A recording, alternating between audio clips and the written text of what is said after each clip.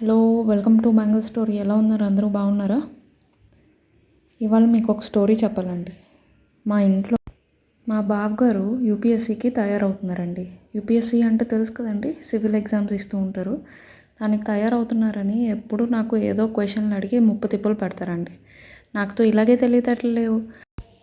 తెలివితేటలు లేకపోయినా చదువుకు సంబంధించినది నేను చెప్పలేకపోయినా మిమ్మల్ని అడిగి కనుక్కొని చెప్దామని క్వశ్చన్ అడగమన్నానండి.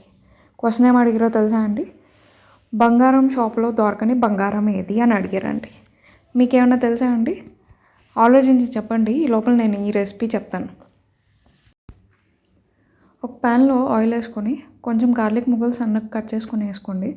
దాని తర్వాత మీకు కావాల్సిన కూరగాయల ముక్కలు అన్నీ కట్ చేసుకొని సన్నగా కట్ చేసుకొని వేసి అన్నీ సొటే చేసుకోండి. సొటే చేసుకున్న తర్వాత ఉప్పు, ధనియాల పొడి వేసుకొని కొంచెం దగ్గరికి అయిన తర్వాత చీజ్ గ్రేట్ చేసుకొని వేసుకొని లాస్ట్లో పెరుగు వేసుకొని దింపేయండి.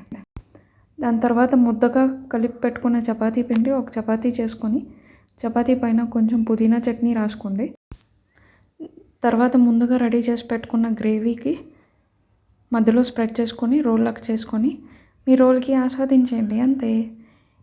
బంగారం షాప్లో దొరకని బంగారం ఏంటో మీకు తెలిస్తే కమెంట్ చేయండి. నేనైతే మా బావగారికి చెప్పేసాను. అంతవరకు బాయ్.